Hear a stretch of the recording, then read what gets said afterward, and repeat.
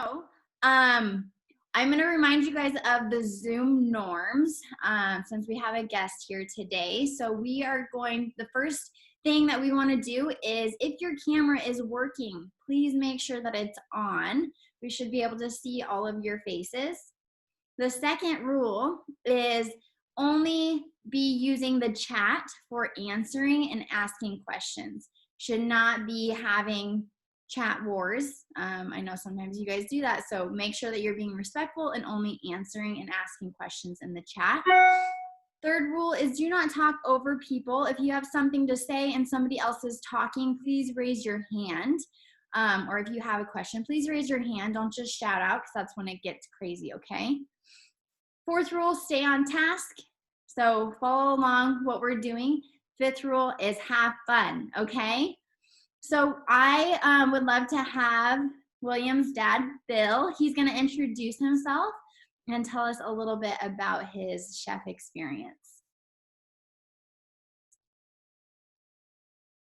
All right, just getting unmuted there. So I am William's dad. Here's William. And I am not a chef by trade anymore, but out of college, I had the opportunity to work with the executive chef from a cooking school called the Culinary Academy. This is the apron that William is wearing right there. That's a chef school out of San Francisco. And I had the ability to work as his apprentice and then sous chef, and then took over a restaurant for a little bit right out of college. And I love to cook. It's something that I've always done. And I think there's a couple things in life that you got to be at least pretty good at. Sleeping is one of them. Eating is another one of them. And so if you can find your way around a kitchen and you can make some things that you really enjoy, it's something that brings a lot of joy in your life. So that's what I like to do, is I like to cook. I stopped cooking in the kitchen professionally after about a year and a half, because it's a lot of work, and you got to work on the holidays, you got to work on weekends. I spent about 14 to 16 hours a day in the kitchen working, and it was 6 days a week. So I figured out that if I wanted to have kids and have a family and do a lot of fun stuff, it was going to be hard to do working in a kitchen. But it was a great experience, and I learned a lot. And I'm going to teach you some of the things that I learned today with regards to some tricks and some things that you can do in a kitchen when it comes to cooking. So that's kind of my experience. I still cook quite a bit at home, and I like to cook with friends and with family, and it's something that I really enjoy doing. So any questions about my experience in the kitchen? Good. I love it when there's no questions. So the first thing that I'm going to show you is something called means and plus. So if there's one trick to cooking that I can share with you, it is the fact that if you get all your stuff ready in advance and you're ready to go, it's a lot easier to be very calm and get through what you want to do in the kitchen. So Alex sent me the recipes in advance. And so what I did is I got out all the things that I'm going to need for the pancake batter, and then all the things that I'm going to need for the salad dressing. So if you can be prepared and have everything out before you cook, it just makes cooking a whole lot easier. And I really like the two things that we're going to make today, because they're very different in terms of what you're doing. So with the pancake batter, that's almost like baking to a certain extent. And baking is like science. You got to be precise. You got to measure things out. You got to be really careful about what you do when you bake, because if you mess things up with those measurements, sometimes it could be hard to fix. Where cooking, like the salad dressing, is more like art. You can play around with different amounts of things. You can kind of oversalt something and then fix it. You can really kind of play around with what you do with the salad dressing, which I'll show you, and you don't really have to do a ton in terms of measurements and things like that. Once you get good at kind of understanding what you can do with things like salad dressing. So let's rock and roll. Alex, do you want to just get started and start rocking and rolling? Yeah, that sounds great. Thank you so much for introducing yourself, Bill. That is so cool that you were a chef. I do have a question real quick. What restaurant did you used to work at, or what type of food did you cook? Great question. So I worked in a Sicilian restaurant. So it's Italian food, Southern Italian food, in a little place called Palo Alto, next to Stanford University. Oh, I used to live in Palo Alto. All right. So I worked at a place called Cafe Riachi, and it was a very small restaurant. So it was me and the chef cooking in a restaurant that had about 25 tables, or could seat 25 people. So about 4 to 6 tables inside in a kitchen, not much bigger than this. But we could seat about 200 people outside on the piazza. So on the big outdoor seating, we could seat hundreds of people out there. So I spent, when I started out as his apprentice, that 14 hours a day working was spent in this little prep room where I just cut stuff for about 14 hours a day, just cutting everything from onions to garlic to parsley, shallots, you name it. I just had to get my knife skills down first. And so that was the first part of what I did, was just spend a lot of time cutting. And then I worked my way up to be his sous chef. And then he ended up going on sabbatical for a bit, and I took over the restaurant for a while. So yeah, it was an amazing experience, but it was at Cafe Riachi in Palo Alto, which was interesting because it was an Italian restaurant, but the chef was a classically trained French chef. And as you guys learn more about social sciences and the world in general, having a French chef cooking in a Sicilian restaurant can be kind of funny sometimes in terms of how things get done and how people communicate with each other. Awesome. Cool. Thanks so much for sharing that with us, Bill. Okay. So we are going to get started, and Bill, you can just jump in. Like, I'll start with the instruction, and then any pro tips that you want to give or add on, please do. Because I, by no means, my favorite hobby to do is baking and cooking, but I by no means am a professional. So this is just what I know and what I have researched and learned. So I'm open to any tips or suggestions that you have. So the first thing that we're going to learn is measuring dry ingredients. So can anyone tell me which one would I use for measuring dry ingredients? The silver one.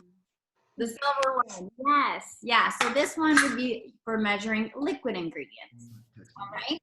So the first thing I'm going to teach you is about measuring flour. So some people, when they measure flour, they flour. That actually is not a very precise way to measure flour because it can pack through food. So a better way to measure flour is to grab a spoon. So you want to grab a spoon and pack it this way. So you're going to scoop, not pack it, but scoop it into your measurement. So, Alex? And it's nice and fluffy, yes? I might not be able to do this because we have like barely any of this stuff. Yeah, that's okay. You can just write it down if you want, Rio, and you can do it later if you would like. And dry ingredient you have, if you don't have flour, but you have some other dry ingredient, you can have stuff for you. I don't even know what the ingredients are that we're supposed to be using. Yeah, I'll share that. Okay, Rio, I'm just showing you this first, and then I'll share it with you. Okay, so you're going to measure flour by scooping it with a spoon into whatever you're measuring, okay? So then once I forgot to grab a bowl out. Hold on. And while you're grabbing the bowl, Alex, I'll just, there's two different measurements of flour. And actually the best way to measure baking ingredients with pancake batter, it's not too much of an issue, but if you're really going to get into baking, what you want is a scale, because everything will be actually measured in grams or liters, and you want to be able to measure it on a scale.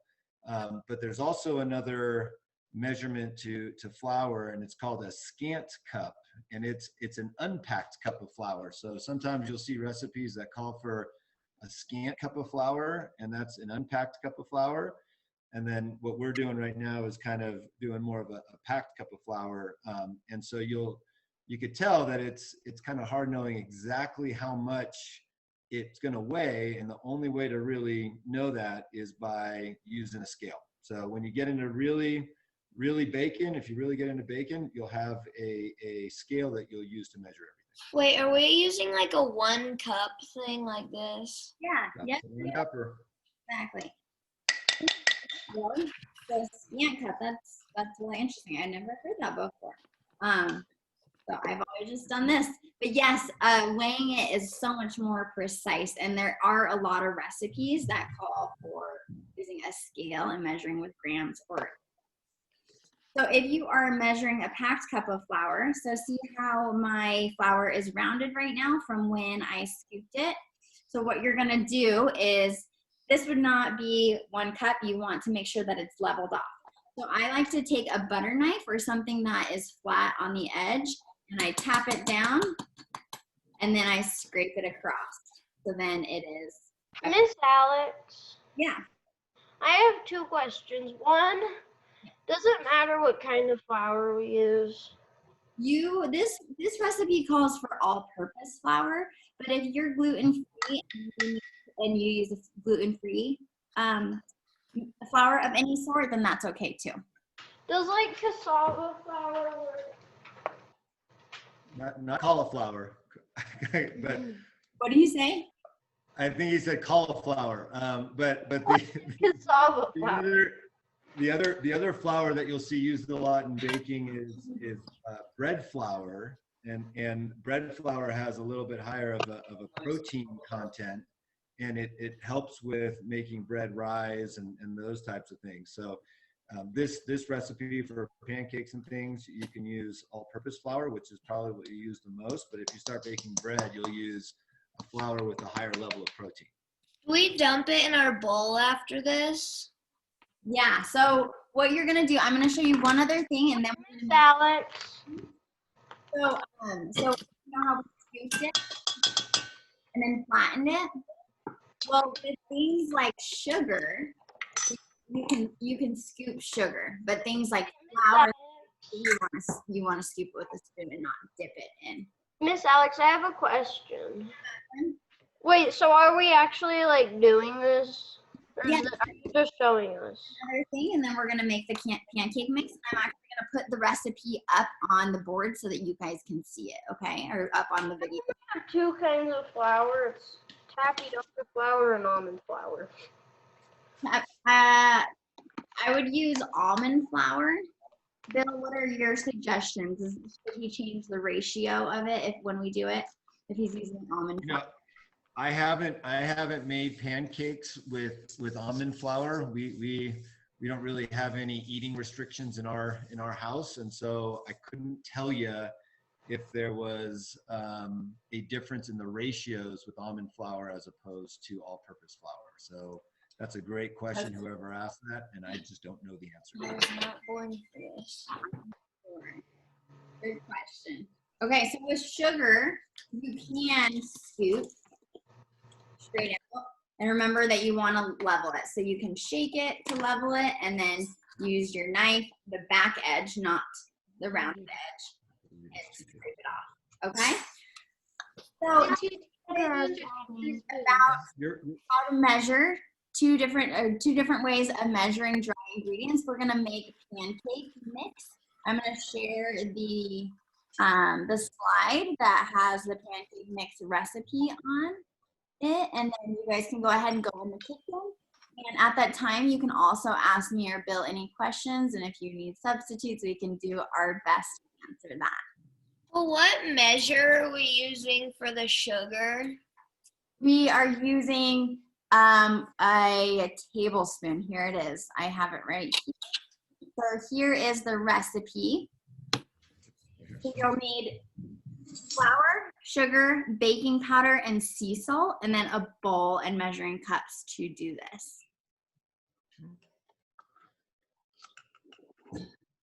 Wait, okay, so I should use almond flour.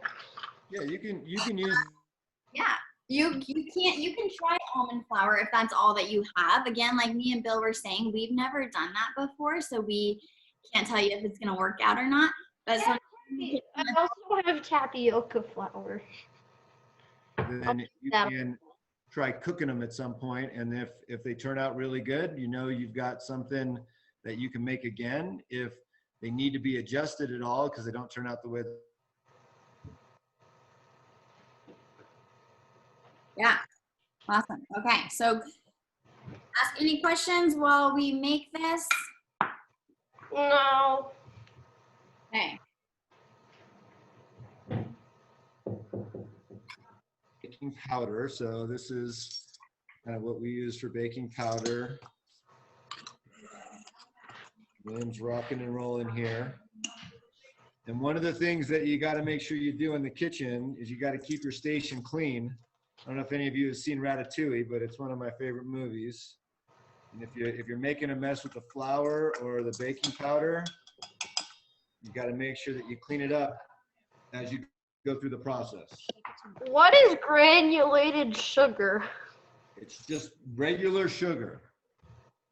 So it's just the sugar that you have in your pantry. Yeah, it can be just sugar that you have. Yeah. Sometimes it's like more finely grated, and sometimes. Wait, Alex? Yes. Can we do 3 cups of just flour and then 3 tablespoons of salt or sugar? 3 tablespoons of sugar. Yeah, 3 tablespoons of sugar, 3 tablespoons. Yep. You need 2 tablespoons of this. This is fun because then you scoop it and then you pull it up against that to make sure it's packed. I don't think mine's gonna taste very 2 good. tablespoons baking powder. And you'll have to keep us posted and let us know how the almond flour goes. I bet we have some other sort of flour and I just don't know where it is. I'm using almond flour too. This is about what it Okay, looks like thank when you. you That makes get me it all in feel the bowl. And then we're just gonna mix it up. Go ahead, just gently mix it up. Now be careful when you mix around flour. If you mix it too hard, you're gonna make a mess and it's gonna go everywhere. So like Bill said, remember to keep your kitchen clean. So like we do in the backcountry, leave no trace. Same in the kitchen. You don't want to leave the trace. So once we're all done, we're gonna be cleaning up so that our parents can clean up after us. So Alex, tell me about your pancake mix. After you've got the mix done, what are the other ingredients that you add to this to make the batter to actually make the pancakes? Yeah, so that is a great question. So you're going to add, there is add buttermilk and an egg. I'll share the recipe. I totally didn't put it on there. I'll share the recipe. It's an egg. You can add vanilla. Now I'm looking for the recipe online.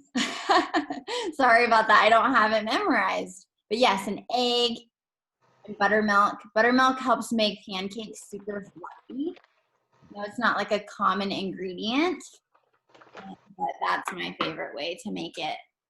And a real easy way to make buttermilk if you don't have buttermilk in your fridge is to add some lemon vinegar to whole milk or cream. Buttermilk by just letting it sit on the counter for 5 minutes. You'll see the acid react with the proteins and it'll start to get thicker and turn into buttermilk. So if you don't have buttermilk in your fridge, don't be afraid. You can go through and you can make buttermilk pretty easily to have that ingredient for your recipes. Wait, Miss Alex. Yes. After I have all the ingredients, I think, in there, So after I have all the ingredients, do I mix it around like all together or no? Yeah, so now you're going to mix it just like Bill was saying, but to make sure that you are stirring it gently, because otherwise it could fly everywhere, just like in ratatouille. The ingredients, Miss Alex, can I see the ingredients again? I'm still stirring the flour. yes. Sorry about Yeah, I don't know the ingredients. Like I don't know about the egg and stuff. Like, what Yep. is- Not putting those in yet.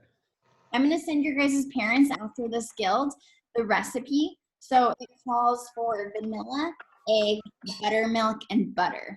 So those are the ingredients that you're going to be adding to it once you guys do make the pancakes at home. Mine's going very well.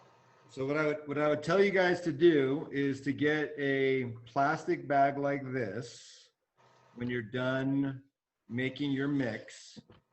Put the date that you made the mix on here, and then when Alex gets you the rest of the ingredients, you can write the rest of the ingredients on the bag. So when you're ready to make your pancakes, you'll have the recipe right there on the bag and ready to go. That's a lot of sugar. I'm sure you guys don't like sugar, so No, we don't like. I'm good with it.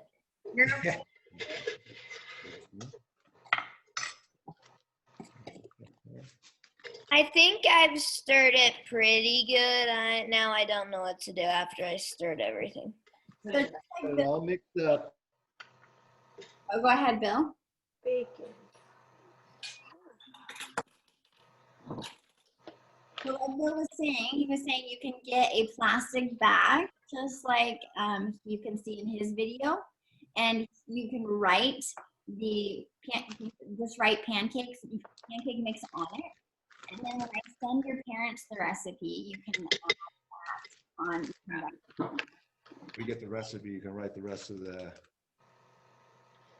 Well, oh, here. Nobody said plastic bag, but we don't have one, so. If you don't have a plastic bag like what I'm gonna use, is I don't have a plastic bag. I have a jar. So I'm. What Like this. would fine salt be? What you What would fine salt? Works. If you can just you can use whatever salt that you have. Okay. Using a jar. Okay, well here. And if you don't have a plastic bag and you don't have a jar, if you have like a Tupperware, really it can be any sealed container. Yep. I'll use a jar. Make sure that There you go. Or you could even cover your bowl with saran wrap if you need to, whatever is the. So once you get the rest of the ingredients, we'll write that on there. It's back now. This goes in the cupboard. This goes in that baking stuff. No, that's it for now. let me know when you guys have yours all mixed.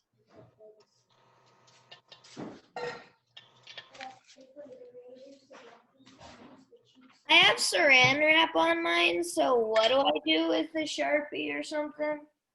You can go ahead and write what it is. So write pancake mix on it.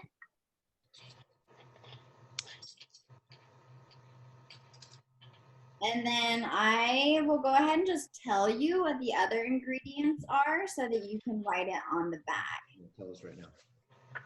Okay. Just pulling up We the just stir it with like a spoon. So the recipe is, write this on your bag or on your container, whatever you have. If you have glass, you can write, you can just write on a piece of tape. Or what I do is I just write it with a marker on here because it'll wash off with glass. Wait, Miss Alex, Yeah. can we stir it with a spoon? Yes, you can stir it with a spoon. Okay. So Alex, Yes.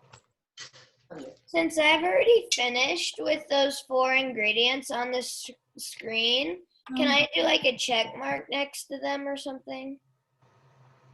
Sure. You can do that if you would like. Because I already did all that stuff. Just like if I write it down, I don't have to do that again and make it even more. Miss Alex, I think mine's a fail. So this, I'm gonna show you I'm gonna write the recipe and you can see it as I'm writing it, okay? So, Alex, yes.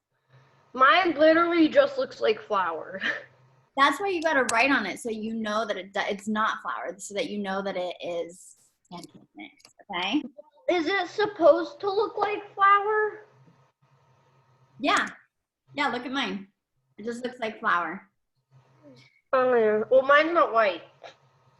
Okay, well yours is almond flour, so you're gonna tell us how it goes. So write this on your bag. 1 cup mix, so that's your pancake mix that you made. Wait, hold on. Wait, what are you writing? You're writing this on, see, can you see my screen? Yeah. The recipe on here? Yeah. This is what you're writing on your bag or your piece of tape or a piece of paper if you don't want to write on it. I have it in a bowl still. Is that okay? Yeah, if you have it in a bowl, just Ew. on a piece of paper if you would like. I need more saran wrap. I am so confused right now. Tell me what you're confused about, Macklin. I don't know. What do I do? I mixed it all. After you mix it all, then you're gonna put it in a container. And then what do we do with it? Then you're going to write this recipe on there so that you can make it for your family later. We're not going to be cooking this today. You'll be cooking it with your grown-ups later. So then why did we make this? To practice our measurements and so that you have it for later. So what you can end up with at the end of it, I don't know if you guys can see me, is a bag like this with your pancake mix inside of it, the recipe on the outside. So when it's time to make pancakes, you'll take a cup of the mix out, mix it with these other ingredients that are on your screen or on your bag. And now you've got pancake batter ready to go, and you get your frying pan or your skillet all nice and hot, and then you make your pancake. Yes. Yeah. So you're going to get your griddle or your frying pan out and you're just going to mix these ingredients up. And this recipe is great because you don't have to put in certain ingredients at a certain time. You just mix all these things together. And then you pour them onto the griddle and then you make pancakes. I've officially made a giant mess. Okay. Make sure that you leave no trace and you clean it up after. Time to get the vacuum. Okay. Does anybody need the rest of the ingredients still for the pancake mix? Yeah. So did we just make our pancake mix? I got it right here. Actually, no, I don't. Never mind. Miss Alex, did we just make our pancake mix? Yes, we made our pancake mix. And then we just have to add this to it? Yep. When you're making the pancakes, then you're going to do these ingredients. So When are we gonna make them? you can make it with your grown-ups at your house. Can we make it next, Guilds? Well, the thing about doing it during guilds is a lot of people don't have their grown-ups present, and so we can't use the stove without grown-ups present. So you will be making this when it's convenient for them. What does it mean, 1 cup mix? 1 cup mix of what? 1 cup mix of pancake mix. That's when you're You guys have lots of good clarifying questions. The patience of a saint, Alex. I don't know how you do it. You guys are doing awesome. What other questions do you have?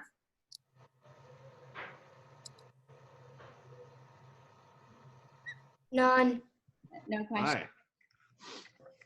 Cool. So, I'm still writing that. yeah, take your time. So let me know. Give me a thumbs up if you're finished writing. Give me a thumbs up. Miss Alex, I still haven't did all this yet because I don't have a salt thing, so I'm using this like salt shaker, so it's taking a really long time. Yeah, that would take a long time. That takes a lot of patience, huh? Okay, so it looks like people are still working, so I'm gonna leave this up. If you are done, you're going to clean up your mess, okay?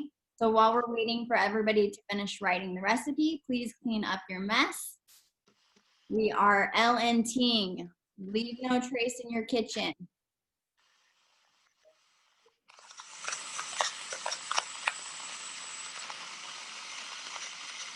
Miss Alex, once we write this, are we gonna make the salad dressing? Yeah, we're gonna go through how to do the liquid measurements, and if we have time, we'll do it. Otherwise, we'll do it next Guilds. But hopefully, we have 15 minutes left, or 13 minutes. We don't. We do. No, we have 20. Well, usually it's till 10:50 to give you guys a little bit of time in between classes. But if you guys are wanting to stay on here and don't need a bathroom break, then you can stay on here until 11. I just have another class at 11 that I have to teach. And Or 10:55, we'll say. And Alex, I'm happy just to go through kind of a demonstration on the salad dressing, and people can kind of put their stuff together however they want based on the recipe that you've got, and just go through that for the last 15 minutes if that's what you want to do. Or Yeah, Bill, that probably would make the most sense because with kids pulling out ingredients with just 15 minutes, that's gonna be chaotic. Yeah. So Yeah.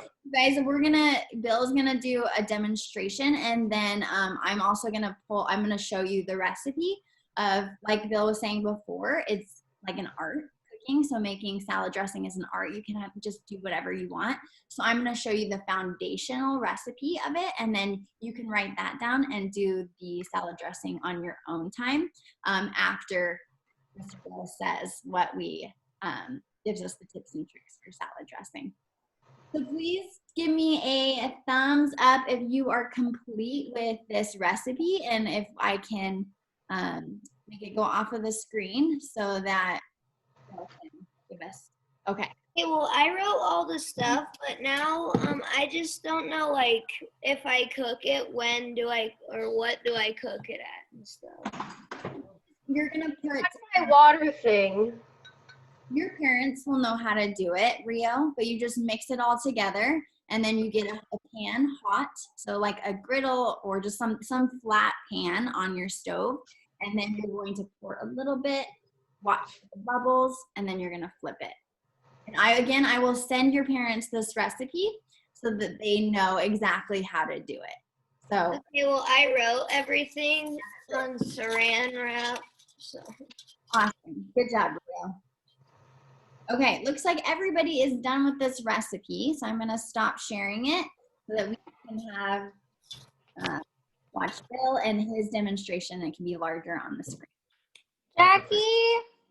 all right, so I'm gonna drop the screen down so you guys can see the cutting board where I'm doing a lot of this. What you'll find is when you're working with somebody cooking, you don't see their face all the time. You just see their hands working and what they're showing you in terms of cooking. So I like to make salad dressing in just these little jars. These are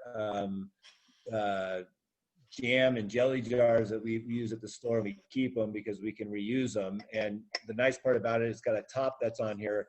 So when I mix up the salad dressing at the end, I'll just be able to shake it up. So I'm going to take you through this pretty quickly just so we can kind of get through it. So these are some crushed red peppers. Don't like a lot of them, but just a little bit of them. I like it a little bit spicy. So with my salad dressing, so I add a pinch of crushed red peppers into this jar to start. This, who knows what this is? This is garlic, right? So I like some garlic, some fresh garlic in here. So what I'm gonna do is I'm gonna just sliver it. This is a small piece. Sliver the garlic, and then I'm gonna come crosswise and just dice it. And then a little trick that you can use to crush garlic is you take the knife sideways and you just push it down like this, and it just kind of mashes up the garlic. And then I'll just come right over here like this and just give it another quick chop. It's pretty simple. Garlic can be pretty sticky, so the easiest way to make it not stick is to get your hand a little wet before you handle it. But this is just a nice, easy way to get some minced garlic. So I've got my garlic minced. I'll scoop it up right here. I'll put it in there. What you'll notice is when I'm cutting with my knife, I always keep my fingers turned down. I want to make sure that while I'm cutting, if my fingers are down, I'm not going to cut my finger off. If I have my fingers like this, then I might cut my fingers. So I want to make sure that I don't lose any fingers when I'm cooking because they're important for cooking. All right, so I got my garlic in. This is a shallot. This is a small onion. So the easiest way to mince a shallot is you kind of go crosswise a couple with any onions. This is kind of how you do it. You make some slits across it that are parallel to it. Oh, I kind of destroyed it that time. I apologize. I'll put it all back together, then I'll just come straight down and mince this shallot real quick. Nice part is you can get through this pretty easily. I'll move this to the side. I'm just going to come through and mince this. All right. So we're making a little bit more of a complex vinaigrette than what the recipe is that Alex is going to share with you. But this is what happens when you cook a lot. You're kind of expected to do things a certain way, and if I don't do it a certain way, then William and his brother Andrew get mad because it's not as good as they like it. All right, so we got minced shallots. That's going in there. Now, Alex is going to give you measurements. Once you're at a point where you've done this a few times, you don't necessarily need to measure anymore. You can just play around with ingredients. So here's olive oil. I'm just going to throw some olive oil in there to a point that I'm comfortable with. So that's probably about 1/3 of a cup to a 1/2 a cup. I like a couple of different kinds of vinegar in mine. So this is balsamic vinegar. So I'll do a splash of balsamic in there. I'll do some Sicilian lemon vinegar. If I can open it, my hand's a little wet here. There it is. So a little Sicilian lemon vinegar. That's probably about a little more than a teaspoon. And then same thing here with some apple cider vinegar. Do about a teaspoon of that as well. It works out to be about 1/3 vinegar per oil. Now I'm going to add some citrus.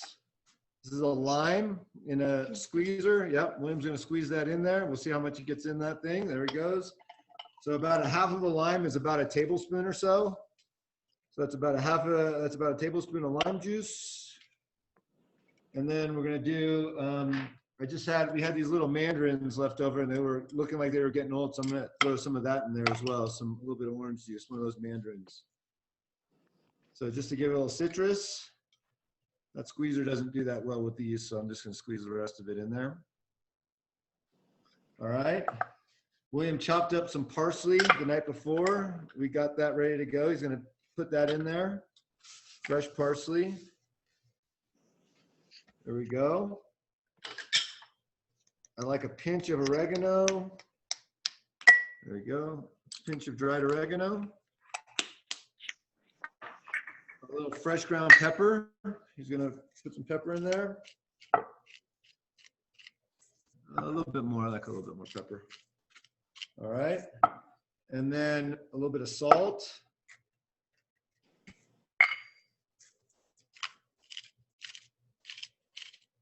A little bit more, one more.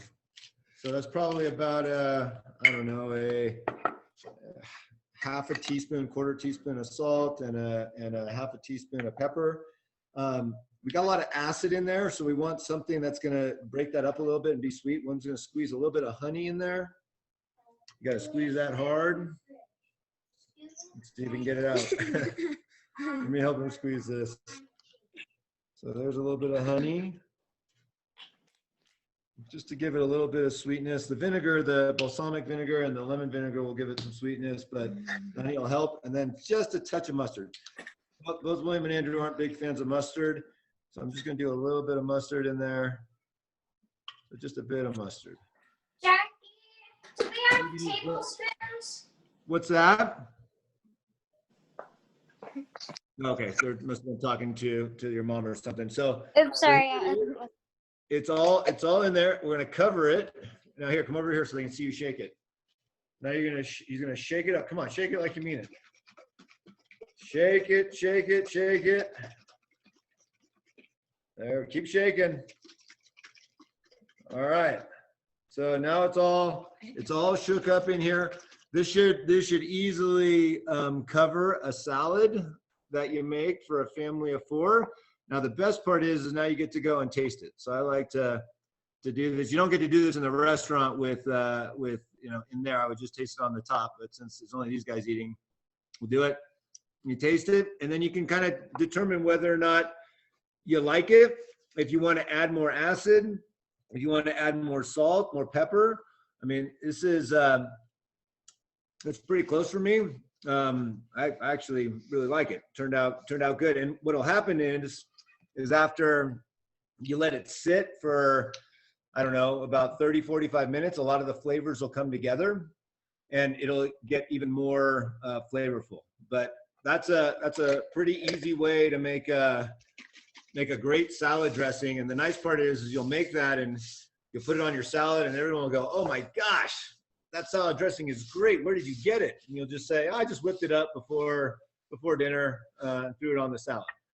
So it's just something fun that you can do. And I didn't really do much in terms of measuring. And you just kind of go by feel and taste. And that's what's really fun about cooking. After you do it a little bit, you can really play around with things and do things that you really like. Any questions?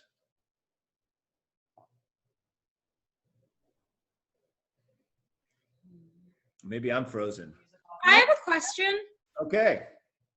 If you don't have apple cider vinegar, what else can you use? Yeah, you can use pretty much, you want to use red wine vinegar, white wine vinegar.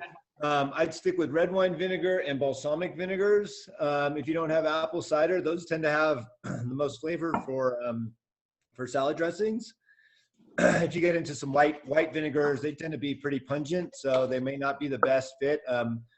Most of those vinegars that we talked about have a sweetness to them, and you want a little bit of that sweetness, otherwise you just get too much acid. So I would stick with red wine vinegars or balsamic vinegars for the dressings that you're making.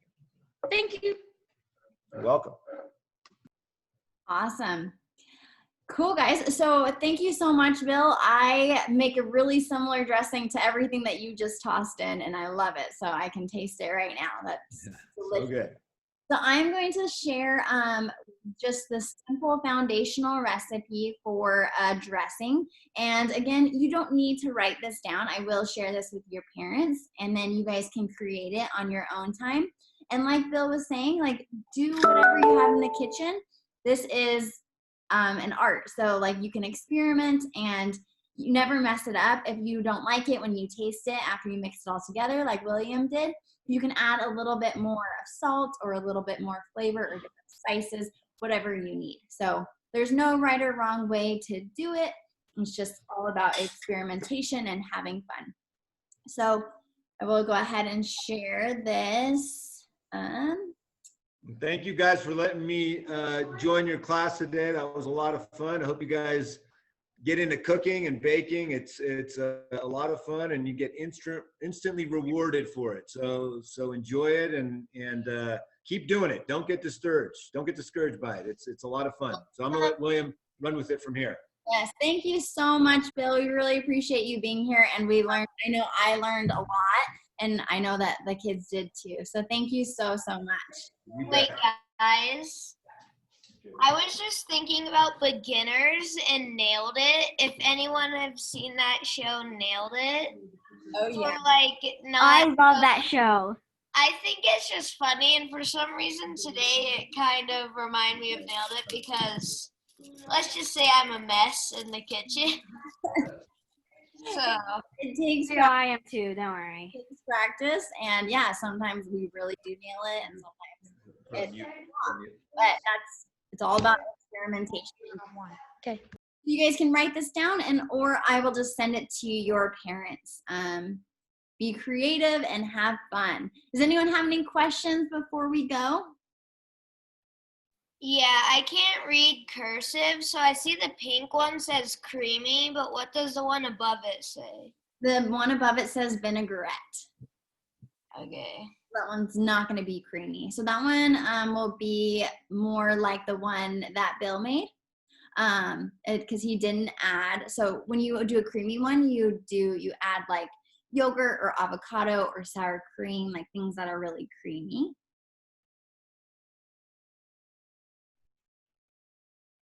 Does anyone have any other questions before we go?